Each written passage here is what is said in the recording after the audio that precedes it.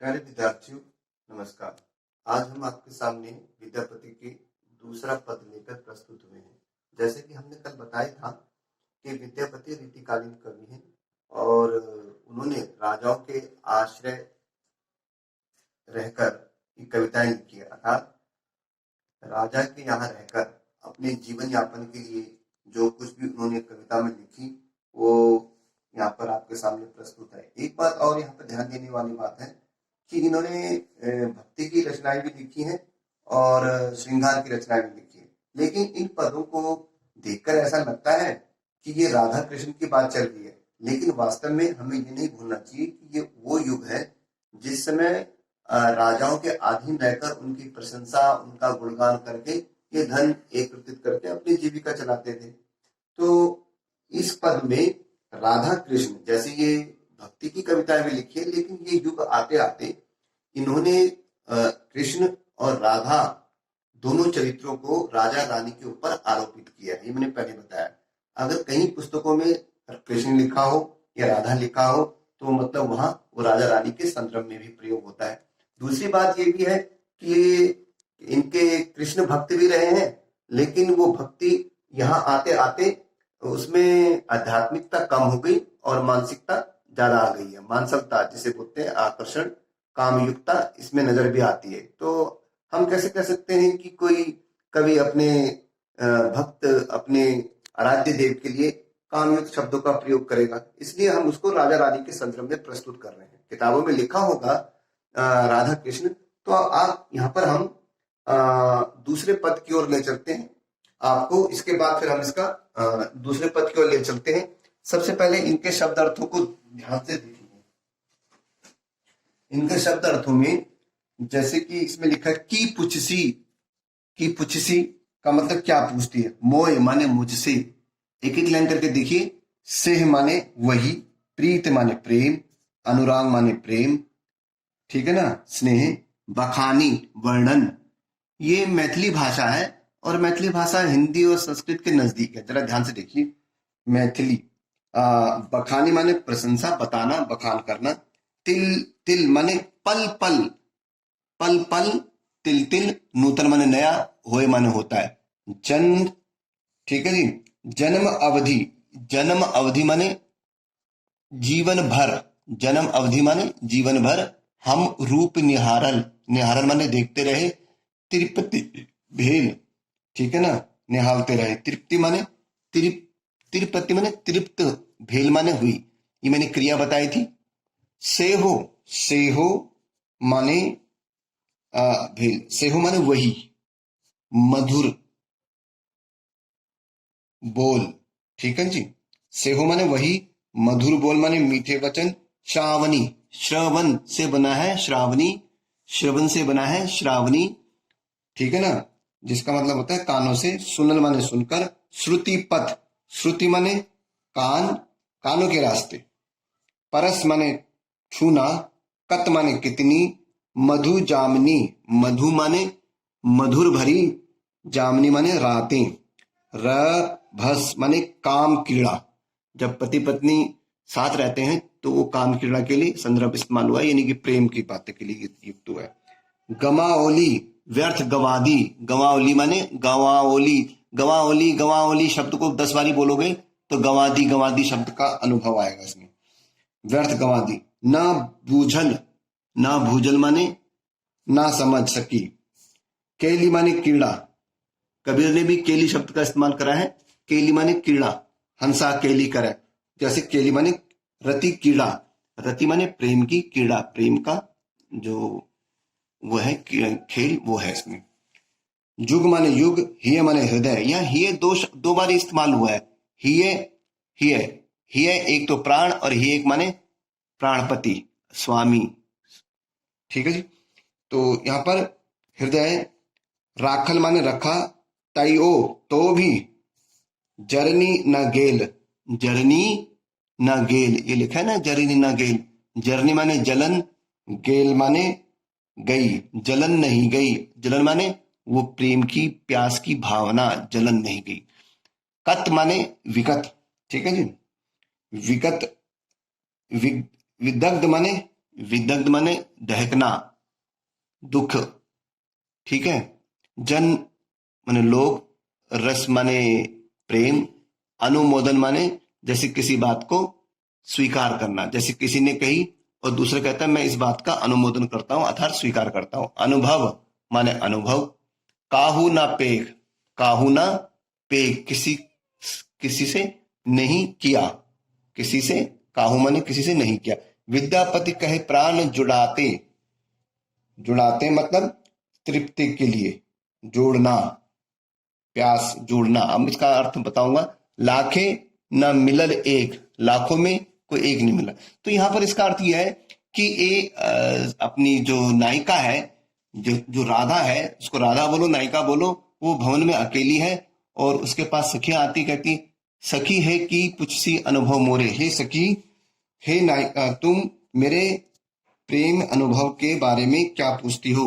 मैं सेह प्रीत अनुराग बखानी तिल तिल नित्य हुई, मैं उस प्रेम का वर्णन जितना भी करती हूं उतना वो प्रतिक्षण नया सा लगता है। अपने प्रेम के, पिया के अनुभव के, अतीत के अनुभव को बताती है कि मैं उस प्रेम के बारे में क्या बता सकी। मैं जितना भी उसका वर्णन करती हूं उतना वो नए नए रूपों में मेरे सामने प्रकट हो जाता है। जन्म अवधि हम रूप निहारल, नैन न त्रिपल भेद, यद्यपि मैं उनके साथ जीवन भर से हूं, उनके जीवन भर से हूं अर्थात जीवन भर उनके रूप को निहारते आ रही हूं। राधा कह रही है या नायिका कह रही है, नायक से, ये राधा कह रही है कृष्ण से कि मैं उनके रूप को कई समय से जीवन भर निहारते आ रही हूं, लेकिन ऐसा लगता है कि अभी तक मेरा नयन उनके रूपों से तृप्त नहीं हुए हैं, अर्थात देखने को मन करता है बार बार उनकी दृष्टि को, उनके चेहरे को।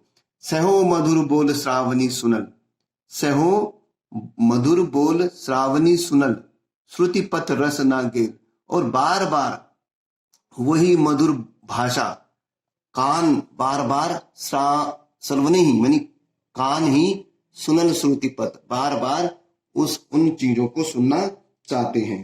ठीक है, मैं अब मेरे नेत्र, मैं अपने प्रियतम भगवान कृष्ण की मधुर बातों को सुनना आ रही है, किंतु मेरे कान आज तक तृप्त नहीं हुए हैं। मेरे यहाँ पर सहो मधुर, ठीक है ना, श्रावणी, तृप्त नहीं हुए, ठीक है ना।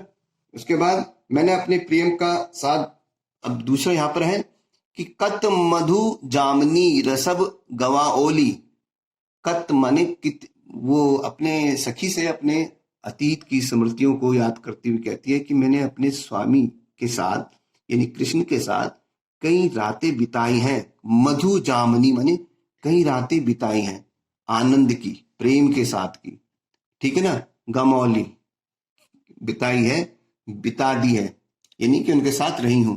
न बूझल कसई केली, न बूझल कसई केली कि पूर्ण, लेकिन अब तक वो उसके अभी तक वो पूरी नहीं प्रतीत हुई है। न बूझल कैसल केली, लेकिन वो काम क्रीड़ा कैसी थी इस बारे में मत पूछ, अर्थात वो बड़ा ही सुखमय आनंद था, बड़ा ही एक तीव्र, एक विलक्षण ही आनंद था, एक अनुभव थी। उसके बारे में मैं क्या बताऊं, वो तो अद्वितीय था। लाख लाख जुग ही है राखल, यानी लाखों वर्षों से, ठीक है ना। विद्यापति जी कहते हैं कि लाखों में कोई एक भी नहीं, लाखों, लाख लाख, ठीक है ना, लाख लाख, लाख लाख जुग ही अन राखल, तैवो ही जरनी न गेल, यानी कितने समय से, कितने युगों युगों से मैंने उनको अपने हृदय में रखा हुआ है, इस पर भी हृदय की अग्नि शांत नहीं होती। जरनी न गेल, जरनी न गेल माने हृदय की शांति यानी जलन समाप्त नहीं होती। कत विदग्ध जन रस अनुमोदन, उस कृष्ण के साथ सभी ने प्रेम क्रीड़ा करी है, अर्थात प्रेम किया है। कत माने कितनों ने, विदग्ध माने दुखियों जनों ने, रस माने आनंद मनाया है, यानी कि प्रेम किया है। लेकिन अनुभव कहूं ना पे, लेकिन कोई भी व्यक्ति उसके अनुभव को अब तक पूर्ण प्राप्त नहीं कर सकता है। यहां अनुमोदन का मतलब है ये नहीं कह सकता कि हाँ मैंने पूर्ण आनंद ले लिया है, ये अनुमोदन है, ठीक है ना, पूर्ण प्राप्त कर लिया है। विद्यापति जी कहे प्राण जुड़ाते लाखे मिलन ना एक। विद्यापति जी कहते हैं कि लाखों में एक भी नहीं मिला जो कृष्ण प्रेम की पूर्णता को प्राप्त हो चुका हो, अर्थात यह प्रेम शाश्वत है, यानी कि हमेशा रहने वाला है। जब तक प्राण है तो स्वामी के प्रेम की जीवनता बनी रहेगी। विद्यापति कहे प्राण जुड़ावत लाखे मिलन, लेकिन इतने जनों ने कृष्ण से प्रेम किया है, लेकिन कोई भी यह इस बात को नहीं कह सकता कि उसने प्रेम की पूर्णता को प्राप्त कर लिया है, ठीक है। अब हम इसके बाद इसका व्याख्या हमने कर लिया है। अब इसके काव्य सौंदर्य को हम यहाँ पर देख लेते हैं। काव्य सौंदर्य जैसे मैंने पहले बताया था कि हर एक काव्य का काव्य सौंदर्य मैं बीच बीच में नहीं कराता हूँ, ताकि आप घर में प्रैक्टिस करें, अभ्यास करें, वही आएगा काव्य सौंदर्य के लिए। ये लाइनें जैसे भाव पक्ष और कला पक्ष, इससे पहले वही आएगा। यदि भाव काव्य की आत्मा है तो भाव काव्य की आत्मा है तो कला पक्ष उसका शरीर है। भाव अगर काव्य की आत्मा है तो कला पक्ष उसका शरीर है। जिस प्रकार शरीर के बिना आत्मा का कोई अस्तित्व नहीं है, उसी प्रकार से आत्मा के बिना शरीर निर्जीव है, ठीक है ना। भाव पक्ष के अंतर्गत यदि मर्म स्पर्शी स्थल आते हैं तो कला पक्ष के अंदर अलंकार, रस, छंद, बिंब योजना इत्यादि वगैरह आते हैं। तो इस प्रकार से हम किसी भी काव्य का, जैसे इस काव्य का लिखेंगे तो इसका काव्य सौंदर्य करने के लिए हम भाव पक्ष और कला पक्ष दोनों का ही वर्णन करेंगे। तो इस प्रकार से तो भाव पक्ष में, अब इसमें हमें पढ़ते पढ़ते जो हमारे भाव को लगा, जैसे मैंने पहले बताया, कोई भी चीज सुनते हुए या देखते हुए हमें जो लगता है, जो अच्छा लगता है, हाँ यार कितनी वो चीज मुझे अच्छी लगी, एक्चुअली वही उसका भाव पक्ष होता है। तो यहाँ पर नायिका के प्रेम अनुभव के माध्यम से कवि ने उसकी प्रेम की विचित्रता या विशिष्टता और की ओर विशिष्टता और उसके महत्व को बताया है। अब ये भी ना लिखो तो सीधा लिखो, यहाँ पर कवि ने नायिका की प्रेम आतुर, यानी प्रेम में आतुर नायिका का सुंदर चित्रण किया, बस बात इतने में चल जाएगा। दूसरी बात, प्रेम के शब्दों को, यानी प्रेम जो है वो शब्दों में व्यक्त नहीं किया जा सकता। नायिका वहां पर यही तो कह रही है कि उनके रूप को कितनी बार देखा है, लेकिन तब भी ऐसा लगता है कि आंखें तृप्त नहीं हुई है, अभी भी उसको मेरी आंखें देखना चाहती है, ठीक है ना। और जितनी बार वो उनका नए शब्दों में वर्णन करती है, उतना वो नए नए रूपों में व्यक्त हो जाता है। अर्थात यहाँ पर प्रेम को शब्दों के माध्यम से व्यक्त नहीं किया जा सकता, ये तो भाव है, ठीक है ना। तीसरा, इसमें रस है। हालांकि ध्यान से देखने वाली बात है कि इस समय विरहिणी, वर्तमान समय में तो ये वियोग श्रृंगार है, लेकिन वो अतीत की संयोग की बातें कर रही है। जब पति मिलन में था, साथ में था, जो मिलन होता है उसको संयोग बोलते हैं, जब आदमी बिछड़ता है तो इसको वियोग बोलते हैं। तो यहाँ पर कवि ने अतीत के संयोग को प्रस्तुत किया है और वर्तमान में ये कौन सा श्रृंगार है?